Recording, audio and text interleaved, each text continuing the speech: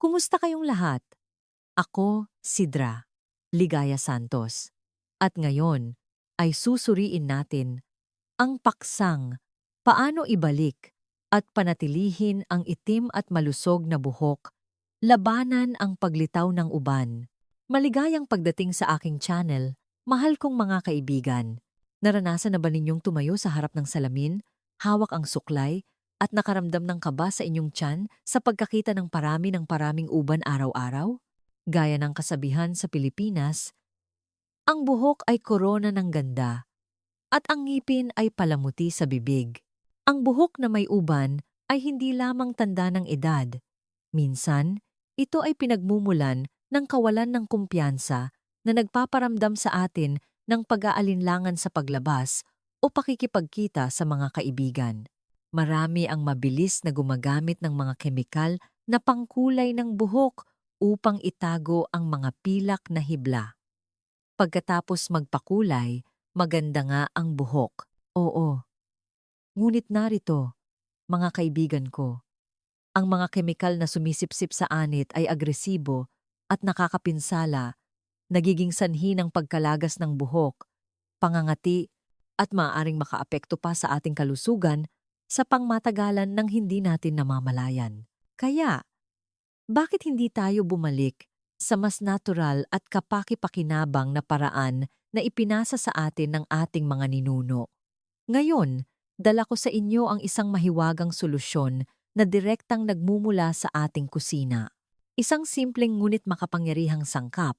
Isang maliit na buto na may maitim na kulay, ngunit nagtatago ng kamangha-manghang kapangyarihan sa pagpapabata ng buhok, ang itim na munggo, black beans. Sa paggamit at pagkonsumo nito ng tuloy-tuloy at tama, mararamdaman ninyo ang malaking pagbabago. Mas magiging matibay ang buhok, mababawasan ang pagkalagas, at unti-unting babalik ang itim na kulay ng inyong kabataan sa maikling panahon. Ang pinakanakakagulat ay ang mga unang positibong pagbabago ay magsisimulang lumitaw sa loob lamang ng 7 araw. Bago tayo lumalim sa kahangahangang lihim na ito, mangyaring bigyan ninyo ako ng isang like at lalong-lalo na mag-subscribe sa aking channel sa pamamagitan ng pag-click sa button sa ibaba ng video na ito. Ang inyong suporta, ang aking pinakamalaking motibasyon upang patuloy na magsaliksik at magbahagi ng mas maraming natural na remedyo araw-araw. Nag-subscribe na ba kayo? Maraming salamat.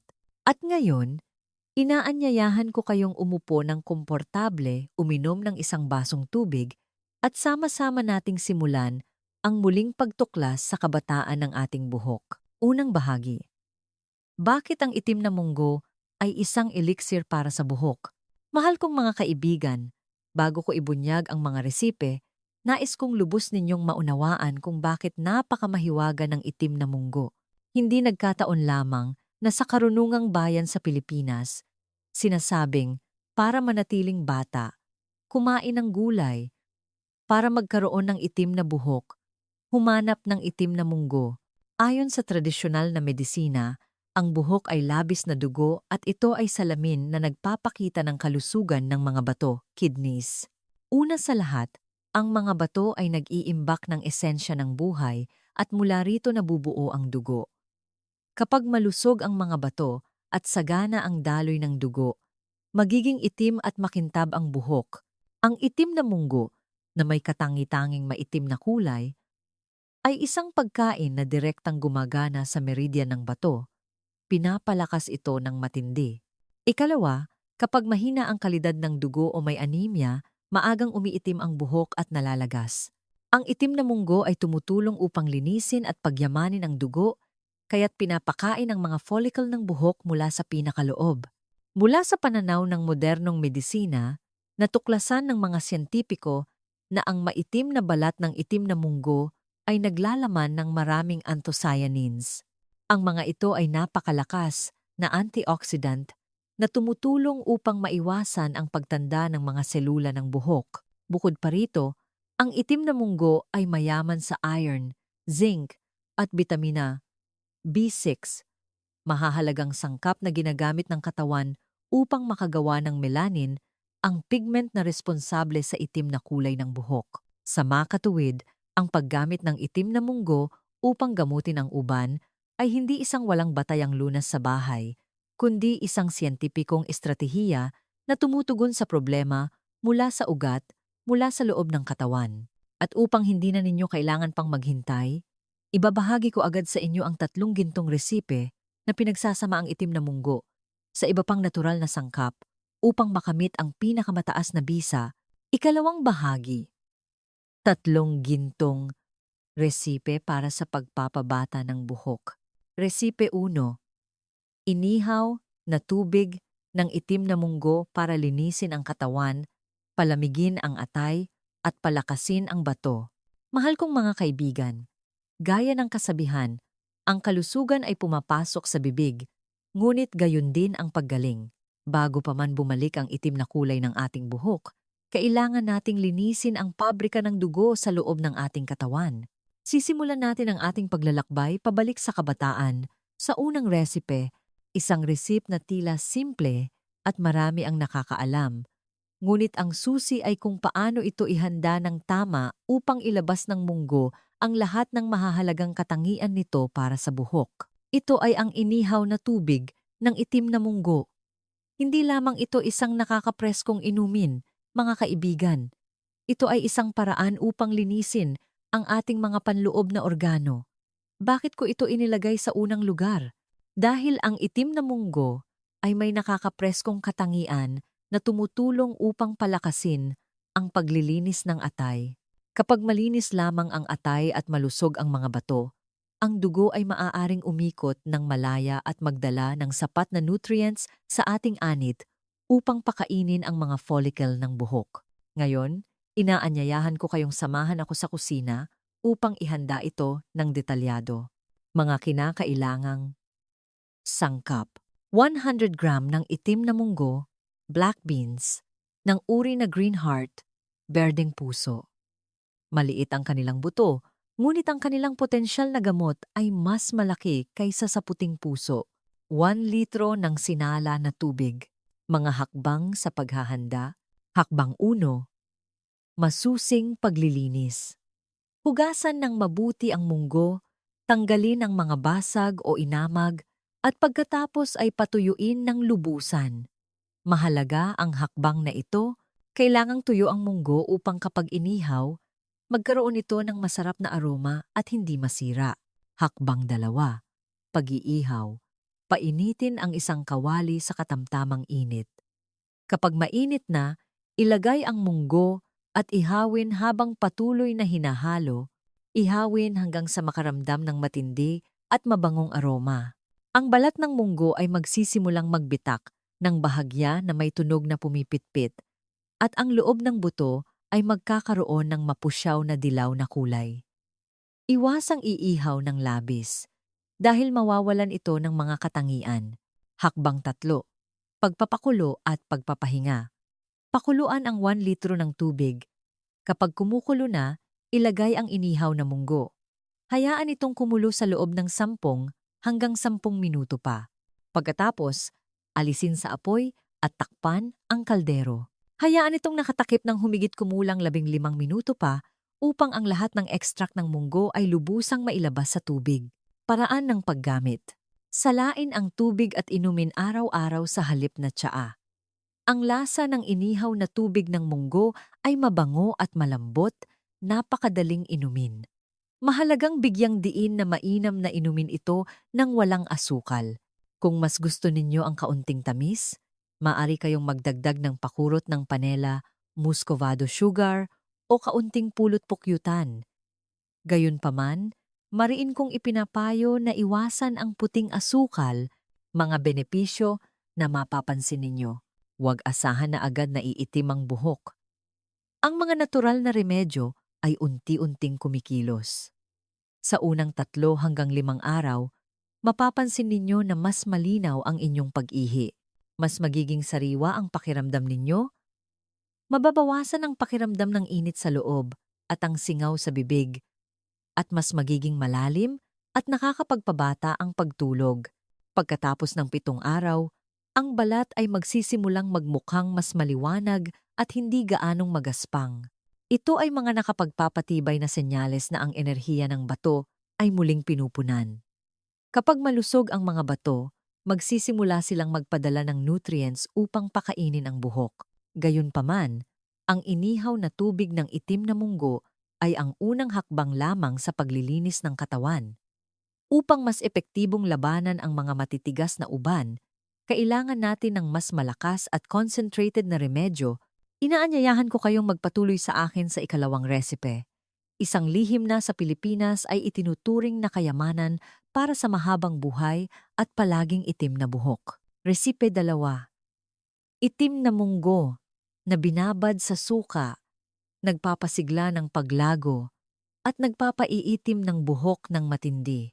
Mahal kong mga kaibigan, kung ang unang resipe ay para sa paglilinis, ang ikalawang ito ay isang makapangyarihang toniko, ang itim na munggo na binabad sa suka. Alam ninyo, ang suka, lalo na ang suka ng bigas o suka ng mansanas, ay may mahusay na kakayahan upang mapabuti ang pagsipsip ng mga nutrients. Kapag pinagsama sa itim na munggo, lumilikha ito ng isang compound na tumutulong upang tunawin ang pagkaipon ng taba sa dugo, na nagpapabuti sa sirkulasyon ng dugo sa utak at anit ng maraming beses. Kung ang dugo ay mahusay na dumadaloy sa utak, ang buhok ay magkakaroon ng kinakailangang nutrients upang mabuhay at maibalik ang kulay nito, hindi ba? Paano ihanda ang resipe na ito? Mga sangkap: 500 gram ng itim na munggo, Green Heart variety. Ito pa rin ang Green Heart variety. Mga kaibigan, ang itim na balat at berdeng loob ay isang tunay na medicinal treasure. Isang bote ng suka, babala. Mahalaga na hindi kayo gagamit ng pang-industriya na suka o murang suka na hinaluan ng asid na ibinebenta sa malalaking garapon. Makakapinsala iyon ng malubha sa inyong tiyan. Pumili ng natural na fermented na brown rice vinegar o apple cider vinegar na may mother ang latak. Bagaman medyo mas mahal ang uri na ito ay lubos na hindi nakakapinsala at mayaman sa digestive enzymes. Isang lalagyan, kailangang salamin o ceramic. Iwasan ang paggamit ng plastik na lalagyan dahil ang asid ng suka, kapag binabad ng matagal, ay maaaring maglabas ng plastik na sangkap na magpapalit sa remedyo sa isang bagay na nakakalason. Detalyadong paghahanda, hakbang-hakbang. Hindi mahirap gawin ang resipe na ito, ngunit ang isang maliit na pagkakamali ay maaaring makasira sa buong garapon. Mangyaring bigyang pansin ng mabuti ang mga tagubilin na ibibigay ko sa ibaba. Hakbang 1, masusing paglilinis. Hugasan ng mabuti ang munggo, tanggalin ang mga basag o inamag, at pagkatapos ay patuyuin ng lubusan sa araw o sa isang dehydrator. Hakbang 2, mahalagang pag-iihaw. Painitin ang isang kawali sa mahinang apoy. Ihawin ang munggo ng mas matindi kaysa sa para sa tubig. Habang patuloy na hinahalo, ihawin hanggang sa ang balat ng bawat munggo ay bumitak ng may maliit na tunog. Ang maliit na bitak na iyon ang magiging pinto upang ang suka ay makapasok ng malalim sa munggo. Mahalagang babala. Kapag inihaw na, ilatag ang munggo sa isang tray o basket at hayaan itong lumamig ng lubusan. Kailangan itong malamig sa hawakan bago ipagpatuloy. Kung ang munggo ay maligamgam pa kapag binabad, ang laman ng garapon ay hindi tama ang fermentation. Magkakaroon ng amag at masisira. Hakbang 3, pagbababad. Maceration. Ilagay ang lubos na malamig na munggo sa salamin na lalagyan. Ibuhos ang suka hanggang sa ganap na takpan ang munggo. Isang maliit na tip, inirerekomenda na ibuhos ang suka ng humigit kumulang 1 daliri, 10 hanggang 3 cm sa ibabaw ng antas ng munggo. Dahil pagkatapos ng ilang araw, ang munggo ay sisipsipin ang suka at mamamaga ng malaki. Kung masyadong mababa ang antas ng suka, ang ibabaw na layer ng munggo ay maaaring matuyo. Takpan ng mahigpit ang lalagyan at itago sa isang malamig at madilim na lugar, malayo sa direktang sikat ng araw. Hakbang 4, ang panahon ng paghihintay. Magpasensya at maghintay ng 3 hanggang 5 araw. Kapag binuksan ninyo ang garapon, makikita ninyo na ang munggo ay namaga hanggang doble ang normal na laki nito. Mukha silang makintab at malambot nang walang anumang tanda ng amag at naglalabas ng isang kaaya-ayang matamis-maasim na aroma. Pagbati, nakagawa kayo ng isang matagumpay na resipe, tamang paraan ng paggamit, dosis. Araw-araw, kumuha ng humigit kumulang 2 o 3 kutsarita ng mga itim na munggo na binabad sa suka. Tamang oras. Ang pinakamagandang oras ay humigit kumulang 30 minuto pagkatapos ng hapunan. Karanasan sa lasa. Kapag inilagay sa bibig, una ninyong mararamdaman ang maasim at sariwang lasa ng suka. Pagkatapos, sa pagnguya ng munggo, mapapansin ninyo ang malambot na texture at isang bahagyang matamis at earthy na lasa. Sa simula, maaaring medyo hindi karaniwan, ngunit kapag nasanay na kayo, tiyak na magugustuhan ninyo ito. Ang mga himala na mangyayari sa inyong buhok. Pagkatapos ng isang buwan, mapapansin ninyo ang paglitaw ng mga bagong buhok. Mas magiging matibay ang ugat. At sa paghaplos sa buhok, ang pagkalagas ay lubos na mababawasan. Ang itim na pigment ay unti-unting babalik mula sa ugat. Mga benepisyo para sa pangkalahatang kalusugan. Ito ang pinakakahanga-hanga, ang mga nagdurusa sa mataas na kolesterol, mataas na presyon ng dugo, pananakit ng kasukasuan, o talamak na constipation, ay makikita ang remedyo na ito na lubhang kapaki-pakinabang. Tumutulong ito upang patatagin ang presyo ng dugo at napaka-epektibo sa pagbabawas ng taba sa tiyan. Ito ay parang pagpatay ng 2 ibon sa isang bato. Nagpapaganda ng buhok, nagpapabuti ng kalusugan, at nagpapahaba ng silweta. Gayunpaman, ang buhay ay palaging may mga pagbubukod. Alam kong marami sa inyo na nanonood ng video na ito ay maaaring nag-aalala. Dra. Santos. Ako ay nagdurusa sa pananakit ng tiyan o ulcer sa tiyan. Paano ko kakainin ang isang bagay na maasim, tulad ng suka, o kaya ay hindi ninyo lang kayang tiisin ang maasim na lasa? Huwag mag-alala, mga kaibigan. Hinding-hindi ko iiwan ang sinuman. Ang ikatlong resipe na ipinapakita ko sa inyo ay espesyal na idinisenyo para sa inyo. Ito ay isang masarap na matamis na putahe na may malalim na tradisyonal na lasa na pinagsasama ang isang makapangyarihang trio ng oriental na medisina upang maibalik ang itim na buhok ng mabilis at walang pananakit ng tiyan. Inaanyayahan ko kayong tuklasin kasama ko ang recipe numero 3, isang lubhang masustansyang dessert na gamot. Recipe 3. Matamis na sopas ng itim na munggo, Polygonum multiflorum, He Shou Wu, at itim na linga, ang makapangyarihang trio. Kung pag-uusapan natin ang paggamot sa uban at aalisin ang Polygonum multiflorum, He Shou Wu, at itim na linga, ito ay magiging isang malaking kakulangan. Ang ating mga ninuno sa Pilipinas ay madalas na nagsasabi, para magkaroon ng itim na buhok at sariwang balat, umakyat sa bundok upang maghanap ng Polygonum multiflorum. Tinatawag ko ang ikatlong resipe na ito na ang makapangyarihang trio, itim na munggo, itim na linga, at Polygonum multiflorum.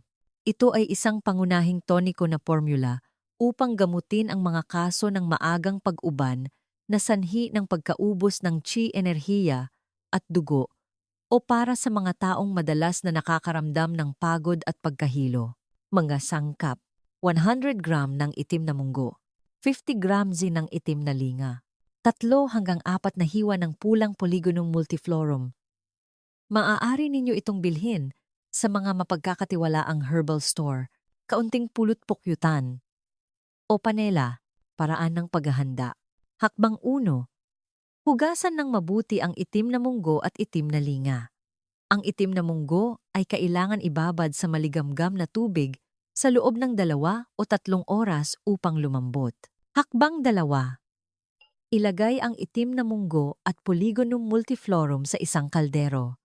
Ibuhos ang humigit kumulang 1.5 litro ng tubig. Lutuin sa mahinang apoy hanggang sa lumambot ng husto ang munggo.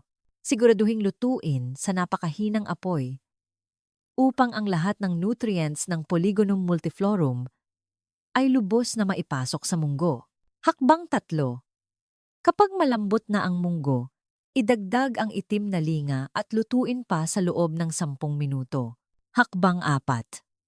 Sa huli, magdagdag ng kaunting panela o, kung mas gusto ninyo, hintayin itong lumamig ng bahagya at idagdag ang pulot pukyutan, haluin ng mabuti. Paraan ng paggamit. Ito ay isang masarap at masustansyang dessert. Ito ay maaaring kainin bilang isang panghimagas pagkatapos ng pagkain o bilang merienda sa hapon, mga 3 beses sa isang linggo. Mga nararamdaman sa pagkonsumo nito.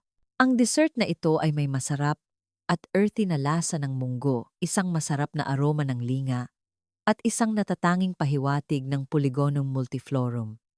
Sa pagkain nito, makakaramdam kayo ng nakakaaliw na init. Ang itim na linga ay nagbibigay ng essential oils na nagpapakinang at nagpapalambot sa buhok, habang ang itim na munggo at Polygonum multiflorum ay tumutulong upang maibalik ang itim na kulay ng ugat ng buhok. Sa pagsasama ng tatlong sangkap na ito, pati na ang pinakamatitigas na uban ay susuko. Mahal kong mga kaibigan, sa puntong ito, sigurado akong napili na ninyo ang recipe na pinakagusto ninyo upang simulan ang inyong paglalakbay patungo sa buhok ng inyong kabataan, hindi ba?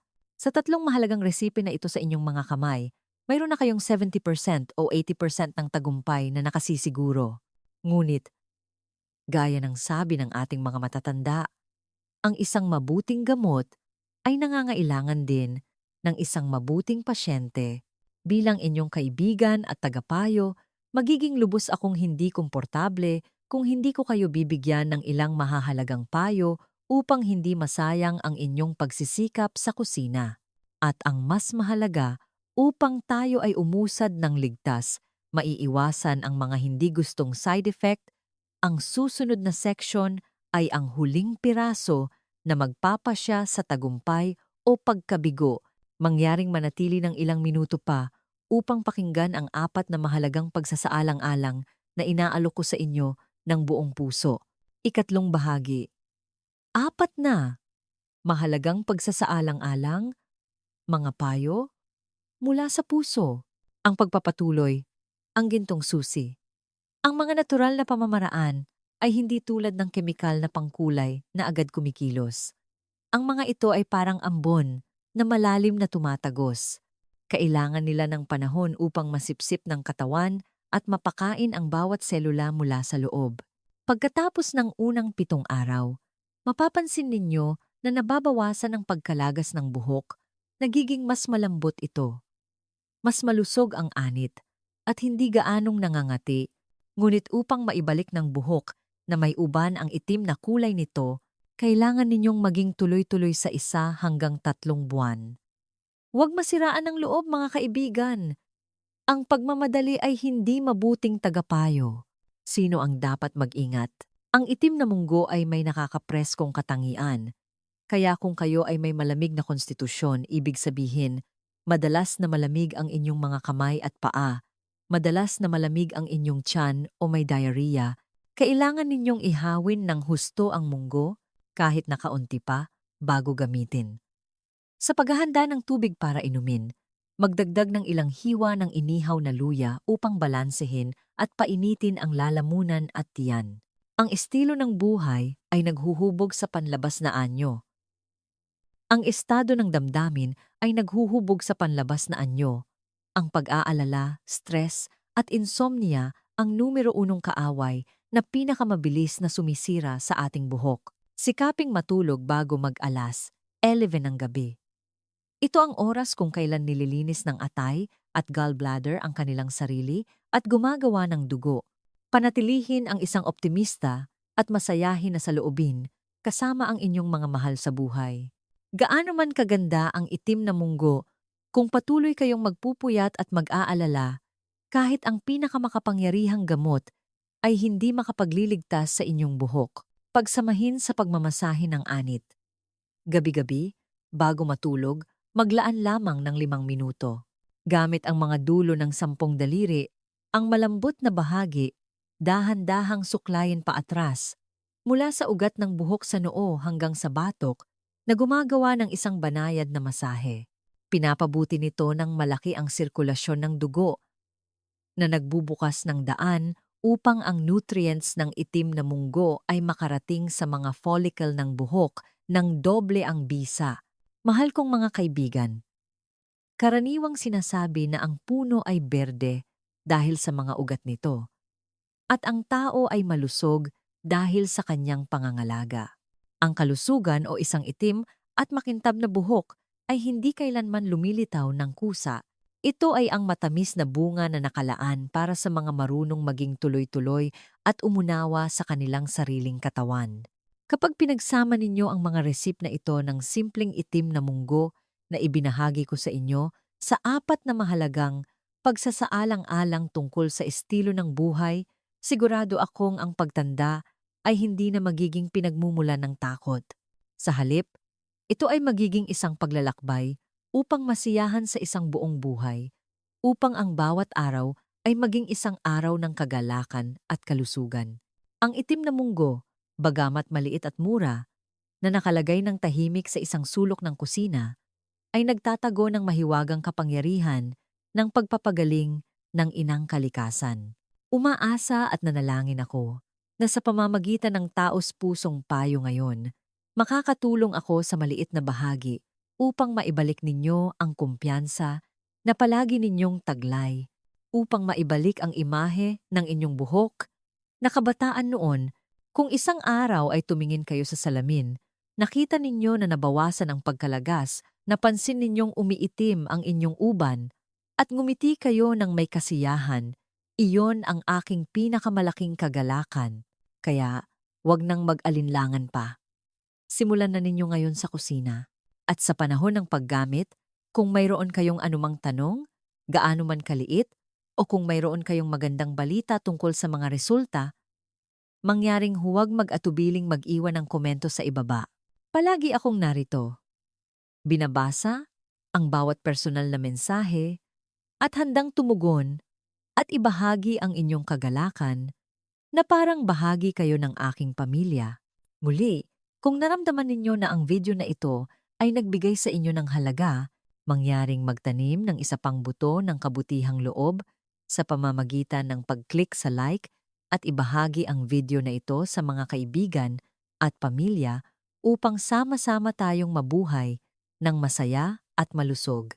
At ang pinakamahalaga, mag-subscribe sa aking channel at mag-click sa kampana upang hindi ninyo mapalampas ang mga mahahalagang remedyo na darating.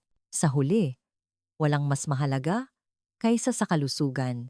Ang aking channel ay nagnanais para sa inyo at sa inyong mga pamilya ng saganang kalusugan, kapayapaan sa katawan at isip, kasaganaan sa lahat, at naway manatili kayong may nagniningning na buhok. Hanggang sa muli, at magkita-kita tayo sa mga susunod na video.